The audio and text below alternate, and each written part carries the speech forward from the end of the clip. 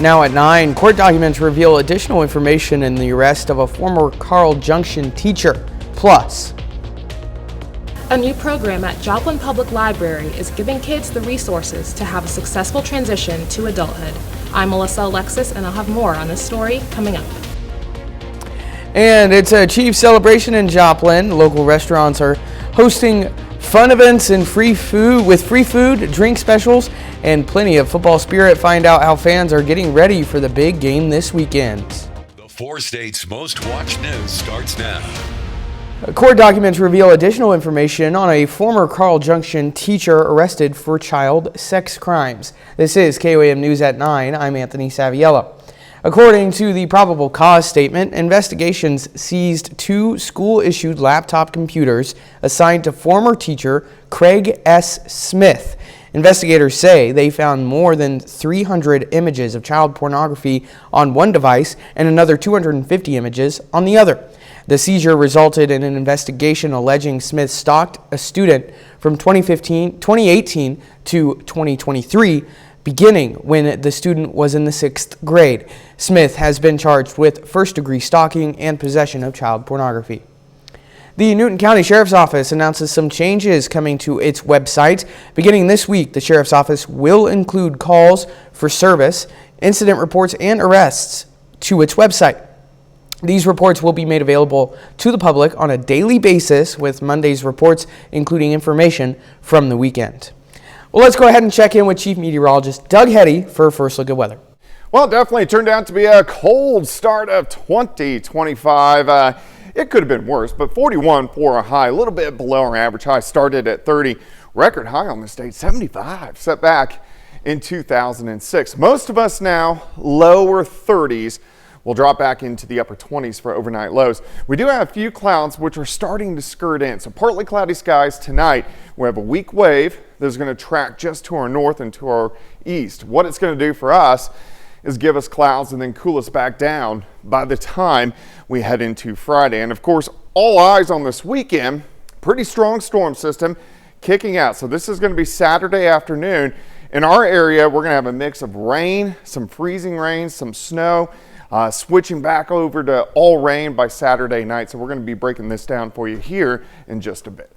All right, Doug, see you soon.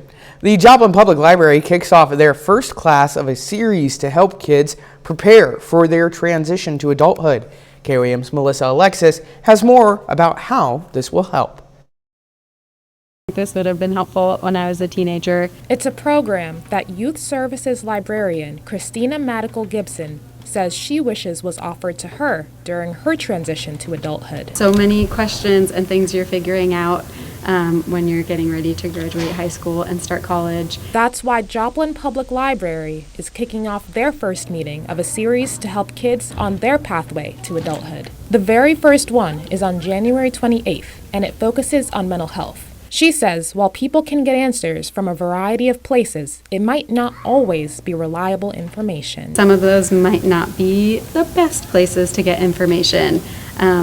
So I think having like a trusted community resource with experts in the field providing information on those topics. And Kelsey Phipps, the Youth Library Services Assistant, says one of the experts in attendance will be a therapist to help guide attendees. We have a therapist from Children's Center of Southwest Missouri who is graciously volunteering her time to come and have this discussion with participants to talk about coping skills, mental health resources. They both hope the class will be an open discussion that answers any mental health questions attendees have. Take place organically, kind of follow their lead. If there's a certain question that lots of attendees are asking, maybe we spend a lot of time focusing on that. So yeah, we do hope that it's discussion based and kind of teen led. And they have many other classes in the works to help kids in the community. Things like mental health, physical health and wellness, finances, career prep. Reporting in Joplin, Melissa Alexis, KOAM News. Well, kids from grades 6 through 12 were invited to attend the program. Well, a Carthage High School teacher earns some high praise. Autumn Palmer was awarded with the Presidential Award for Excellence in Mathematics and Science Teaching. The award represents the highest honor bestowed by the United States government for K through 12 STEM teachers. Reflecting on the recognition, Palmer says in part, quote, "There are so many wonderful educators that often do not receive the recognition they deserve. This award provides validation that there are great things happening in the classroom that have not gone unnoticed. It honors not only me, but my students, their families, and my colleagues," end quote. Palmer has taught at Carthage High School for 26 years. Well, with the Chiefs' home game just around the corner, local bars are gearing up for some exciting watch parties. KOAM's Lonnie Walton headed over to Rumors Cocktail Lounge in Joplin and Shirley's Tavern in Carterville to see what fun they're having this weekend.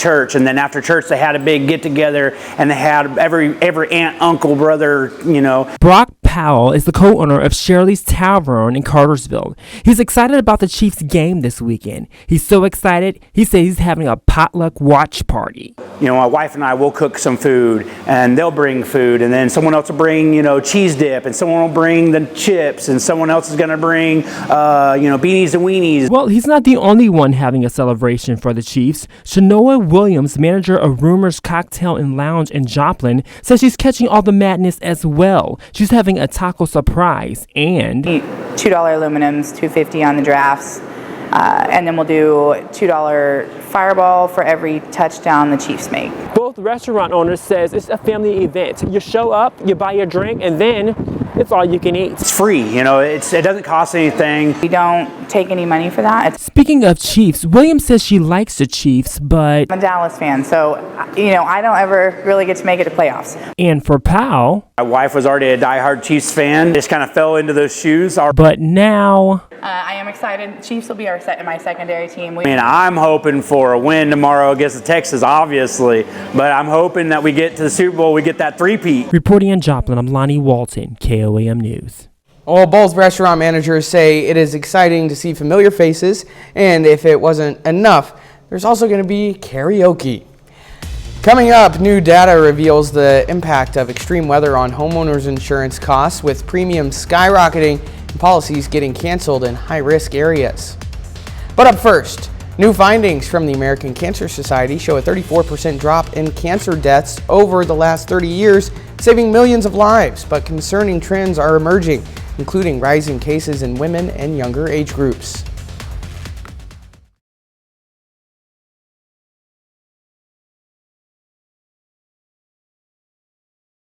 A new cancer report is shedding some light on the advances of early cancer detection and why it's so important to keep up with cancer screenings. Fox's Brianna Arredondo has more. Many of us know someone diagnosed with cancer, and who's at risk is changing. The American Cancer Society released new findings and trends in a report Thursday, showing deaths from cancer dropped by 34% from 1991 to 2022, saving 4.5 million lives. Yeah, it's really interesting, right? That overall, in the past 30 years, we've seen great strides with reducing cancer in general, but there's some populations that we see that are kind of increasing, so that's definitely concerning. Amy Miller is an advanced practice registered nurse with Sarasota Memorial Hospital. She works directly with cancer patients, focusing on lung screenings. And for the first time, the report found women surpassed men in lung cancer. We are seeing more women diagnosed with lung cancer than men, and I think it may have to do with the fact that smoking rates had decreased in a slower manner for women than they did for men, 20 or 30 years ago. And so now we're kind of seeing, the other end of that. Those trends aren't limited to lung cancer. The report found cancer rates are increasing in young and middle-aged women, so those under 50. Breast and cervical cancers among those seeing a sharp jump in that age group. Scientists also found racial disparities persist, with more deaths among minorities. Miller says socioeconomic inequities also play a role. If you can't read at a 6th grade level, or if you don't have a card to go to your doctor's appointments, or if you're not buying healthy food, those things are going to overall impact your outcomes as well. The report does not dive into why these numbers aren't moving in the right direction overall, but Miller says finding answers will save more lives. Our nation spends so much money trying to cure people from diseases, and so if we can really focus on prevention, I think that is where it's at. Well, while restrictions on abortion are increasing, public support for abortion medications is rising. A study published in JAMA showed since the Dobbs decision in 2022, the number of Americans aged 15 to 49 who believe they should have the right to medication abortion rose 6%. The greatest increase was in states with the most restrictions on abortion. Calorie labels do apparently work at getting people to think twice about their eating choices, at least a little bit. A study in the UK found that labels led to a small reduction in calories, but the average reduction was less than 2%. Still, small daily changes to eating can have big health benefits if sustained long term. Doug is next with a complete look at your forecast, and later, the Detroit Auto Show wraps up as President-elect Trump's tariff plans loom over the auto industry. Plus, a look at the future of electric vehicles and the impact of federal incentives.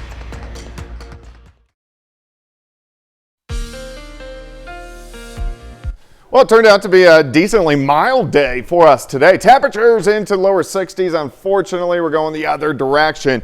We have had some light showers out there, which you can see on our Cornell Arts and Entertainment Complex tower cam, and we will see some hit and miss random light showers as we go through the overnight hours for us tonight. Look at the Arctic air building across the northern plains, and this will start to work in as we get into the morning hours. It's not going to be a sharp cutoff. It's going to be a slow, gradual dropping of the temperatures over the next 12 to 18 hours. The winds are really going to start to pick up as well, but out of the north, ushering in those cooler temperatures. So on Saturday, we're going to have winds gusting 20 upwards to 30 miles per hour at times. They come down a little bit on Sunday, but still breezy out there with gusts 15 to 20 miles per hour. So what that means is our wind chill factors drop. So by morning, it's going to feel like it's sitting into the mid-teens.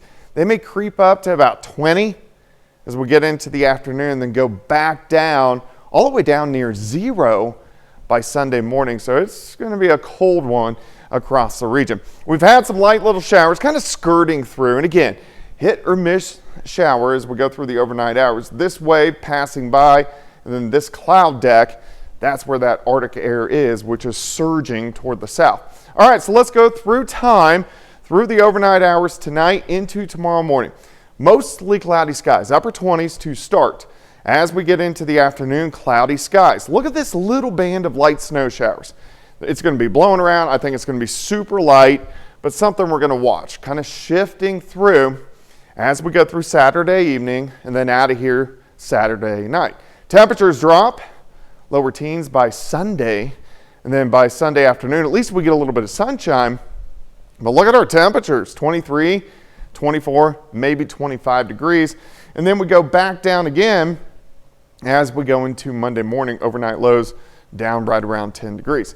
All right, with the light snow showers tomorrow, I'm not really expecting anything, but if there was any accumulations, they would be minor. Minor means a dusting, a quarter of an inch, maybe a half an inch, better chances in our southern counties.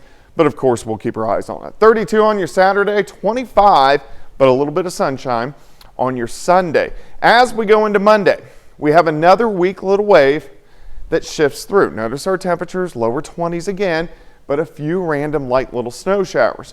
Here's the good news. By Tuesday, we get back above freezing. Finally, by Wednesday, we actually push 40 degrees. So yes, it's going to be much colder, but it's not going to be sticking around too terribly long. 32 on your Saturday, 25 on Sunday, 27 on Monday, 40s return late next week, even next Saturday, up to 53 degrees. Anthony? All right, Doug, thanks. Coming up, rolling out the latest models. We are at the Detroit Auto Show where all eyes are on electric vehicles. We're going to talk to you about what tax incentives you have if you're looking to buy one and how that might change under a new administration still ahead. Well, the Detroit Auto Show rolls on ahead of President-elect Trump's taking of office. Fox business correspondent Kelly Saberi reports from the show on what effect Trump's administration policies may have on the auto industry. As the Detroit Auto Show heads into its final days, a second term will soon begin for President-elect Donald Trump, who has promised a 25% tariff on imports from Canada and Mexico. 70% of all the auto parts we make in Michigan go directly to our neighbors. Every time a Michigan auto part crosses over the border and gets taxed, those costs will be passed on to you and to consumers at the dealership. The Motor City faces uncertainty, and the auto show continues to bring in enthusiastic spectators with hands-on experiences, including test drives on its EV track. Sean Poppett, Director of Communications at GM, took us for a ride in the 2025 Denali EV. Truck segment is such a critical segment in America, and in a lot of ways it's intrinsic to American culture and American car culture. So a lot of people are really interested about whether an EV can be a true truck, and this is a true truck for sure. Still, car makers remain ambitious about their electric vehicles, despite the president-elect's vows to repeal EV incentives put in place by the previous administration. Full-year EV sales reached 1.3 million in 2024, an increase of 7.3% from 2023. Sales increased in part thanks to federal incentive programs like the EV tax credit of $7,500. That's a hefty discount if your car meets certain requirements. For example, your car must cost less than $80,000 if it's a van, truck, or SUV, and less than $55,000 for a sedan. Additionally, a certain percentage of the battery's components need to come from the U.S. or one of its trade allies. If you're looking at buying a used electric vehicle, there still is a tax credit for you of up to $4,000, only if your vehicle sells for less than $25,000. In Detroit, Kelly Saberi, Fox Business. Well, data released by the Treasury Department Thursday shows that homeowners insurance costs increased 9% faster than overall inflation from 2018 to 2022. The spike has been attributed to extreme weather events like hurricanes and fires. According to the report, the 20% of homes in zip codes judged to be at greatest risk for extreme weather paid an average of more than $2,300 a year in premiums.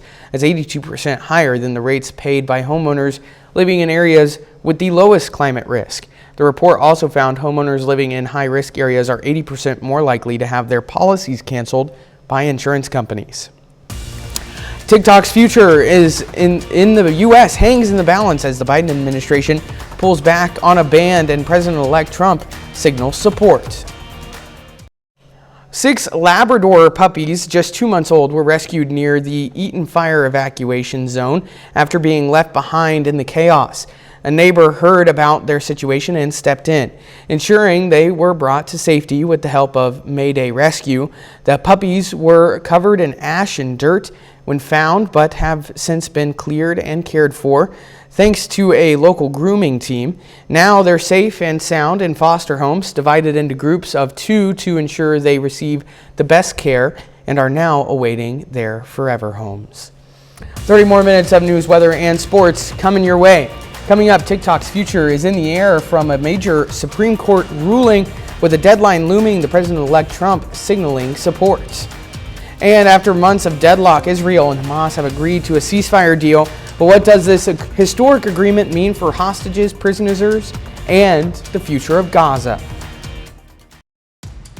You're watching the 4 states' most watched news. The U.S. Supreme Court has ruled on the fate of TikTok, just days ahead of the deadline that could see the popular social media app totally banned in the United States. Fox's Madeline Rivera has more on the ruling from Washington. Time's up for TikTok. 170 million Americans use the video sharing app, and on Friday, the Supreme Court dealt a major blow to the Chinese-owned company that runs it. Last year, Congress passed a law ordering the app shut down by Sunday if it wasn't sold to a non-Chinese entity, a law the justices upheld. In an unsigned opinion for the court, the justices wrote in part, quote, Congress has determined that divestiture is necessary to address its well-supported national security concerns regarding TikTok's data collection practices and relationship with a foreign adversary. This is an incredibly significant opinion for the law as well as for society. This is one of the most popular apps. It's now going to go in front of a president who is a fan of this site. The justices ruled with lightning speed, hearing the case just last week when Solicitor General Elizabeth Prelogar spelled out the threat the government says TikTok poses. We know that the PRC has a voracious appetite to get its hands on as much information about Americans as possible, and that creates a potent weapon here. An attorney for one of TikTok's content creators outlined the harm a ban would do to millions who use the app. So whether you're an ordinary American citizen, or I might add, whether you're a presidential candidate in our last election, if you want to reach new and different audiences, TikTok is the place people go. The Biden administration says it won't enforce a ban on its last day in office. President-elect Trump had asked the court to delay a decision, and he has signaled he wants to find a way to keep the app up and running. In Washington, Matthew Rivera, Fox News. Well, the clock continues to tick toward a national ban of the popular app TikTok. Today, the Supreme Court unanimously upheld the federal law banning TikTok, citing the risk to national security posed by its ties to China overcomes concerns about limiting speech by the app or its 170 million users in the United States. Missouri Senator Josh Hawley, an often vocal critic of TikTok, had this to say about the decision. I think that's good from a rule of law point of view. I thought TikTok's arguments were exceptionally weak. There's no need for TikTok to shut down if China will allow TikTok to be sold. But for months now, Beijing has refused to entertain what I understand are multiple offers, substantial offers to purchase TikTok from all kinds of different people. If you have TikTok on your phone currently, it can track your whereabouts, it can read your text messages, it can track your keystrokes, it has access to your phone records. And the problem with that is all of that information is available to and subject to inspection by the government in Beijing. And that's a massive, it's not just a national security threat, it's a personal security threat. Well, the ban takes place this Sunday unless the app is sold by its China-based parent company before then. Well, TikTok's future remains in limbo as the Biden administration confirms it won't enforce an upcoming ban on the app. This leaves the decision with President-elect Trump, who once backed the ban, but now signals support for keeping TikTok. Under current law, TikTok's Chinese parent company must sell the app to a U.S. buyer or face removal from the country. Lawmakers cite national security risks, while TikTok's attorneys argue there's no evidence of Chinese control over U.S. data. With more than half of Americans using the app, a ban could impact businesses relying on the platform.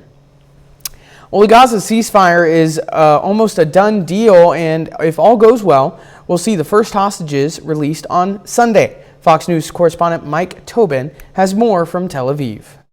After 15 months of fighting, days of delays, and several last-minute crises, Israel's security cabinet has finally approved a ceasefire deal with Hamas. The three-phase agreement starts with a pause in the fighting. Hostages will then be exchanged for Palestinian prisoners, and the Israeli military will slowly withdraw from Gaza and allow more aid deliveries. It's taken 8 months of non-stop, relentless effort from my administration to get it done. We kept the pressure on Hamas, and we got it done. Now the focus turns to implementation. Mediators from Qatar and Egypt say the ceasefire will go into effect on Sunday, but as of this morning, Israeli airstrikes were still hammering Gaza, and it won't be easy to get either side to back down. We have to work hand on hand in order to start the implementation of this agreement without any delay. That's of great importance in order to secure the release of all hostages.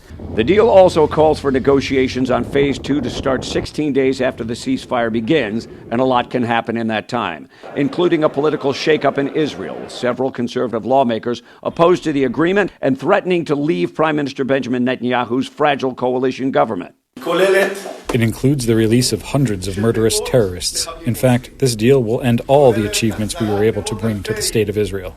The agreement calls for 33 hostages to be released over the next 6 weeks, all of them women, children, and men over the age of 50. In Tel Aviv, Mike Tobin, Fox News.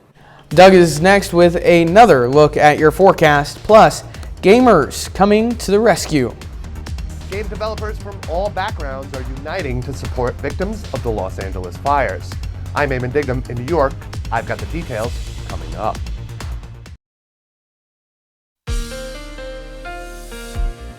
Well, it turned out to be a decently mild day for us today. Temperatures into lower 60s. Unfortunately, we're going the other direction.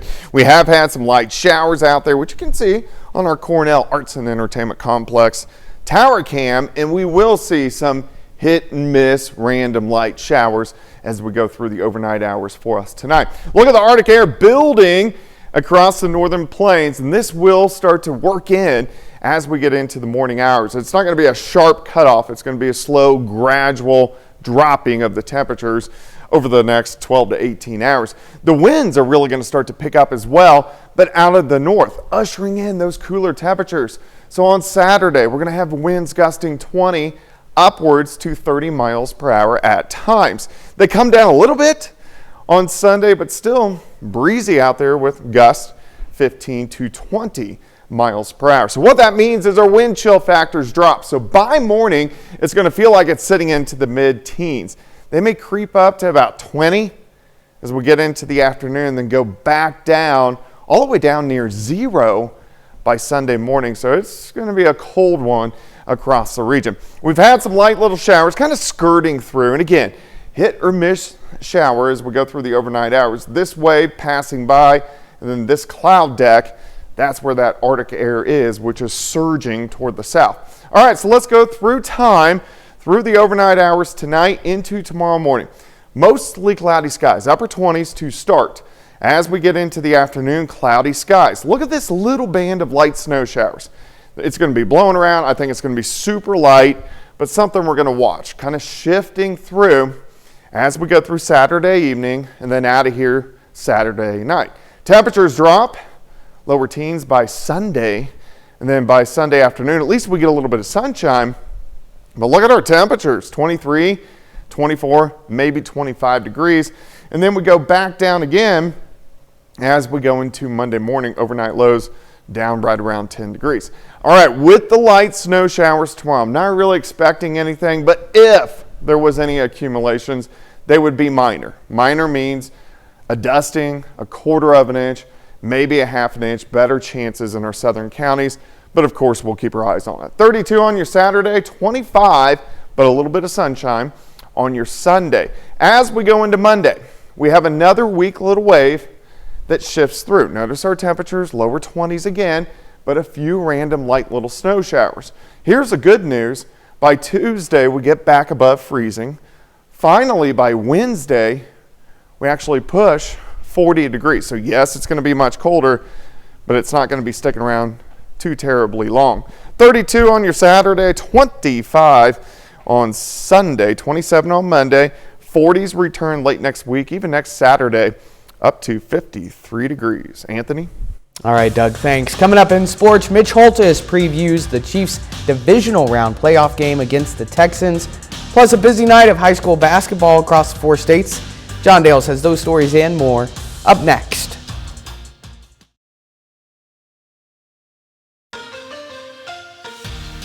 A Friday night in January means high school basketball here in the 4 states, and this evening we get to the opportunity to see several of the top teams in our area. Labette County girls basketball is undefeated, ranked 6th in Class 4A. The Grizzlies take on SEK rival Pittsburgh tonight. In the first quarter, Amory Baker gets the steal, tosses it over to Landry O'Brien. She gets fouled, and the basket counts.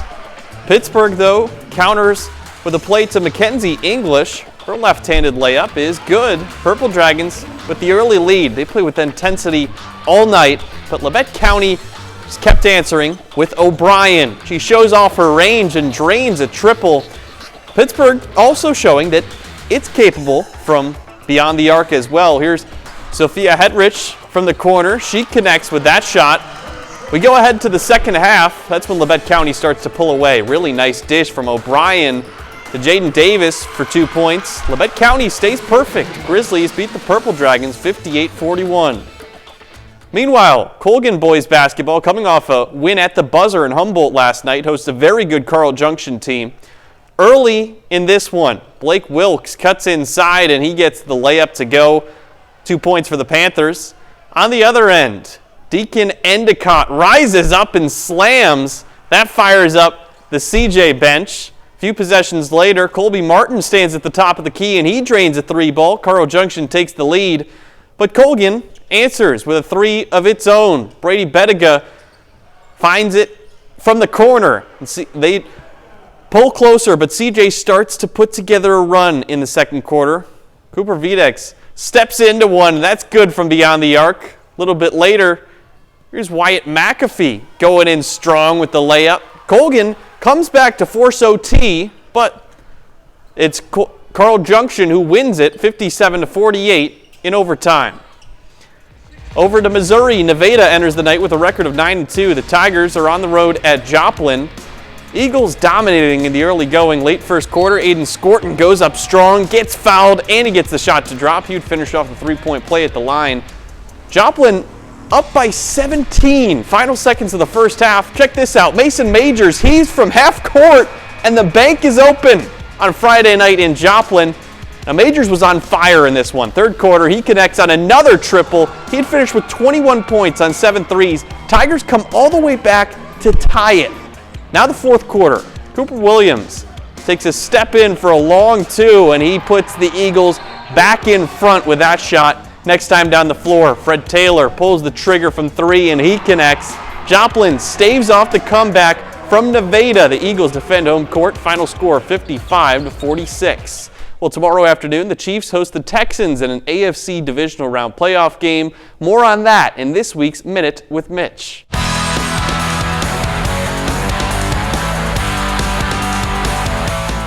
This week, the quest for the three-peat takes the next turn. A divisional playoff matchup Saturday against the Houston Texans. One advantage the Chiefs will have in this game is an unusual amount of extensive, successful playoff experience from young players. Last year, the Chiefs were the youngest team in NFL history to win back-to-back Super Bowls. As a result, the team has a collective 286 playoff wins. The defensive backs are 39-2, and the only 2 losses are safety Justin Reed's when he was a Houston Texan. The linebackers are 21-3, and one of those losses, a Drew Tranquill loss as a Charger, and a Joshua Uche loss as a Patriot. The offensive line is 44-6 in the playoffs. You get the idea. Contrast that to the Texans, who've never won a divisional playoff game in their history. On this Minute with Mitch. The Minute with Mitch is brought to you by Como Jewelry in Joplin and Pittsburgh. I think the most telling stat that we just heard, the Texans have never won a divisional round playoff game. That's crazy. Yeah, it's going to be an interesting one. Texans have something to fight for here, but you're going up against a Chiefs team that looks just outstanding, and they've got some really nice talent coming back off injury as well. They're well rested too. Patrick Mahomes hasn't had to play since Christmas. Yeah, so it's going to be a lot of Mahomes magic, I think, for sure. All right, back with more after this. Well, the gaming world is stepping up to help Los Angeles recover from the devastating wildfires. Fox's Eamon Dignam has more in this Fox on Games. Sony, the company behind the PlayStation 5, is stepping up to aid those affected by the devastating fires in Los Angeles. Dozens have lost their lives, and tens of thousands remain evacuated. Now Sony is donating $5 million to assist first responders, community relief, and rebuilding efforts. And studios they own are also helping, including Naughty Dog, makers of The Last of Us, and Insomniac, the company behind Spider-Man's recent hit games. Los Angeles-based Riot Games, the creators of League of Legends, also pledged their support, saying they plan to, quote, stand up for Los Angeles and give back in every way we can. Indie developer Necrosoft is rallying other developers to contribute their games to a special California Fire Relief bundle set to launch on January 20th. It will aid victims, support families of fallen firefighters, and contribute to long-term rebuilding efforts. The bundle will include not only digital games, but also tabletop games and other programs. Game and software developers who want to help can head to itch.io/Jam California Fire Relief Bundle. For more on this story, check out the Fox on Tech, Fox on Games podcast every weekend. In New York, Eamon Dignam, Fox News. Up next, Hollywood responds to the Los Angeles fires as well with big hearts and big names. The Oscars will honor first responders while celebrities like Lady Gaga and Leonardo DiCaprio step up to help. Get the latest on these acts of generosity. Artists have been announced for the Fire Aid benefit concert to help victims of the Los Angeles wildfires. Fox's Ashley Dvorkin has that and more in the Hollywood Nation. Updates on stars helping amid the Los Angeles wildfires and the Oscars show goes on is in today's Hollywood Nation. The Oscars will go on as planned for March 2nd. In a statement to the LA Times, the Academy Chief Executive Officer Bill Kramer said, "This year's ceremony will include special moments acknowledging those who fought so bravely against these wildfires. This is precisely why we feel we must go forward, to use our global platform to bring attention to these critical moments in our history." The lineup for Fire Aid has been announced. Lady Gaga, Billie Eilish and Phineas, Dave Matthews and John Mayer, and Red Hot Chili Peppers are among those headlining. Additional artists will be announced. The concerts will be held at the Intuit Dome and Kia Forum January 30th. Tickets go on sale January 22nd. In additional celebrity donations, Leonardo DiCaprio posted on his Instagram story he's committing $1 million in partnership with his Rewild organization's Rapid Response Program to support both urgent needs and post-fire recovery efforts. He wrote, "Initial aid will immediately benefit organizations on the front lines, providing much-needed resources to our first responders and firefighters, and the people, animals, and communities who need it most." Actor Bob Odenkirk helped Best Friends Animal Society and Wings of Rescue with an emergency rescue flight of more than 80 pets Wednesday. The airlift helps reduce overcrowded conditions in shelters impacted by the wildfires, freeing up space and resources for lost and displaced pets. Over the past week, the organization has moved more than 260 pets out of LA shelters. In Hollywood, Ashley Dvorkin, Fox News. That's our time for tonight. Thanks for joining us. From all of us here at KOAM, have a great night.